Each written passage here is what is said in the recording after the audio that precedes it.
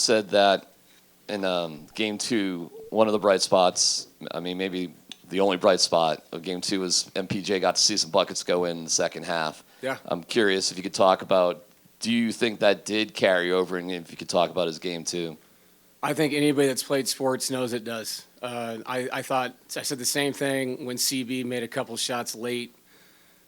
Game 6 against the Clippers, and there was just a different confidence in Game 7. You see the ball go in, and especially when the ball doesn't find you every game consistently, you can go through periods, dry spells.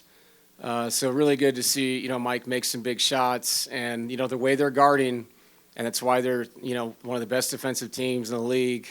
It's one of the best I've ever seen. They're taking away the paint, and so we've got to be able to knock down open shots. And when Michael is making shots, it obviously makes the court that much bigger, or at least feel that much bigger. So really proud of him.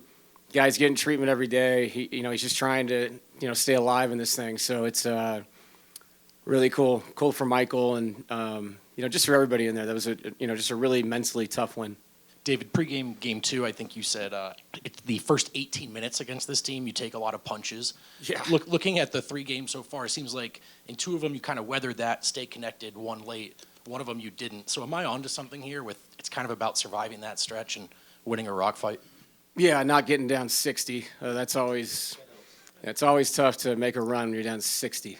No, you're right. We just have to stay in it, and he does a great job, Mark does, of bringing different lineups in that first. That's why I really mean it. The first 18 minutes, you see so many different combinations.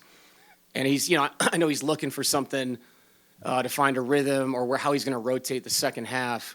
He does a great job of it. And so I just think the longer you can stay in the game, then they got to make decisions earlier in the second half of where they're going, how they're going to do it. And then you give yourself an opportunity where, their guys are playing big minutes just like we are. So it's, yeah, and it's hard. It's really hard. It's easy to say, just stay in it, man. It's like, no, they're coming 100 miles an hour. They have a great basketball team, well coached. So just feel good to, find a way to win.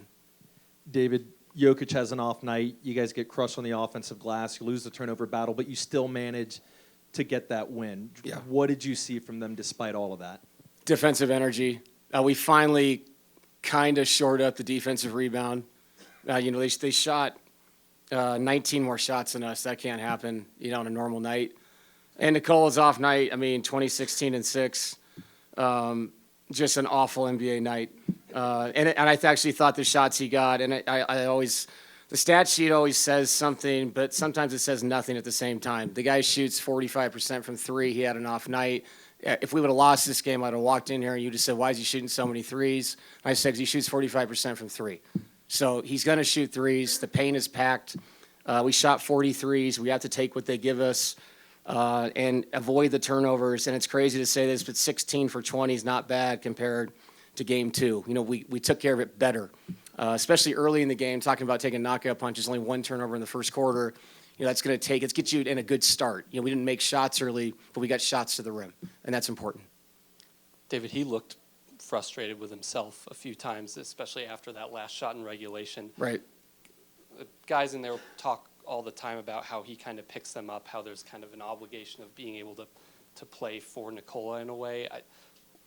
What's kind of the mood on the bench, and what does it mean for this team to see other guys kind of step up for him on a night like that when he is so frustrated with himself? Right. I think he picks people up, but I think our whole team picks each other up, throughout all these games. And the bottom line is that guy just keeps shooting the ball. And the ball is coming to him, regardless of the results or the efficiency that night. And I'm sure he was frustrated. When you're that efficient, maybe arguably one of the most efficient players to ever play any sport, I get it. I get why he's frustrated. But Game 4 is going to come, and he's going to touch it a million times. Hope he shoots it all the time. He's going to make plays for other people. His defensive rebounding was really impactful.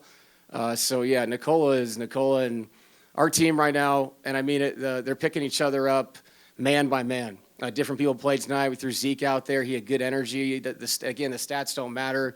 Peyton Watson had great energy. And we just need whatever man we put on the court to give us that and give it for the guy next to you. And if you do that, you stay in games. Kind of on that note, how would you describe the individuals from a human perspective that make up a team that just finds a way to win? Yeah, it's so funny. I think the mentality between each game is to think of yourself in an unselfish way. How am I going to make the guy next to me better for the next game? And I think when you do that, then when you come together, it's this culture of just trying to find a way. And you have to have that. You have to cultivate that game by game because it's going to change. And they're going to make adjustments, and game 4 is going to be its own thing.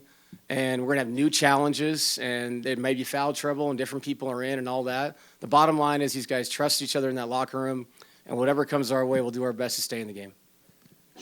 Shea also had a tough shooting night, didn't get to the line a lot. What stood out to you about the defensive effort against him? Yeah, he had a tough night. Also thought we did a good job of showing him different looks late in his dribble moves. I thought this was our best game of the 3 of taking the impact, of his forearm. He creates a lot of space that way. There was a couple times late in the game I thought CB took it the right way and got a good contest. And then more importantly, they have a lot of good players out there. I mean, Jalen Williams is unbelievable tonight. When those guys get into their move and they get late into that early paint, sometimes you got to take a chance and break it off from your own guy and get a secondary contest. Because if you don't, it's just one-on-one all the time. Those guys are just too good that way. So I thought our optionality of what we did with them was good, and it wasn't just one thing or, hey, let's zone this time and do it like this. It's, no, think of the game, organically see the clock. If it's at 5 seconds and you feel like the guy behind will rotate for you, then go bring a second defender late and get a secondary contest. With that all being said, we all know what that guy is, and he'll be great in Game 4, I know. He's an amazing player. But I just liked our overall effort, and I thought our physicality of taking those hits was much better than Game 2. David, obviously everyone's talking about MPJ's shot making in this one, but how important was some of the defensive rebounds he got? As you guys seem like you really emphasized the energy and effort on that end after maybe a poor first half where they got a lot of second chance opportunities. Yeah, man. I mean, they're bringing bodies, and I'm going to keep saying this. I can't remember a team this good at offensive rebounding that is this good at getting back defensively. It's absolutely amazing, and it just speaks to the speed and athleticism of their team. And I think I talked about it the other day. Somebody asked about Mike's injuries, and that's been the thing that stood out to me the most was his two-hand rebound because he's had such a hard time getting the second arm above his head. And Mike's a great defensive rebounder over the years. So, having him go in there, he snatched one with one, but I thought he got it to 2 quicker than he has in the past games, knowing that bodies are coming. Yeah, that's a team effort. I mean, it really is. When they shoot the ball, it feels like the whole world is in the paint. And you just have to win those. And sometimes the ball gets tipped, and you got to play through the elbows and win the 50-50 knockout, defensive rebounds, because that leads to controlling the pace and getting our guys in two-man game late. You've been with this group a long time, seen it climb to a championship, win a championship, deal with defending a championship, all that. Does playoff experience matter in times like this or not? I think it does late in games. But I will say this. Who they are is what Game 2 looked like, where you can have all the experience in the world. But if you don't come to play and you play a team that good, you're going to get blown out. And I thought we had a much more mature approach, professional approach. And I do believe late in the games, you can rely on what you've seen and felt and done. And even in losses, in the past, I think you can feel like a game that maybe you've played a couple years ago. And having all those experiences together, it can carry you through. And even if we would have lost the game tonight, just the way we calmed down those last 3 minutes of regulation and what you saw early in overtime, putting your energy into the defensive end and calming down and executing on the offensive end always gives you a great opportunity to win a really tough game. David, can I sneak one in here? I don't think we mentioned Jamal so far. Yeah. What changed for him tonight in terms of, was it screening better? Was he just doing a better job individually of creating space and knocking down shots? Yeah, I said this the other day. I can sit up here and coach speak and say we just got to play harder and blah, blah, blah. We also got to get him open. We did a much better job of that. We got hits on people, tried to start him flatter on the court to make it easier for him to catch it. And that, by the way, Jamal Murray defensively in the fourth quarter and overtime, and it's tough to play 47 minutes and tell a guy in the first quarter that you can't believe he's not in a stance and cutting people off when he's got to have the ball, score 27 points, have 8 assists, run the two-man game late. But when they called his guy up, I thought he really sat down and guarded when it mattered.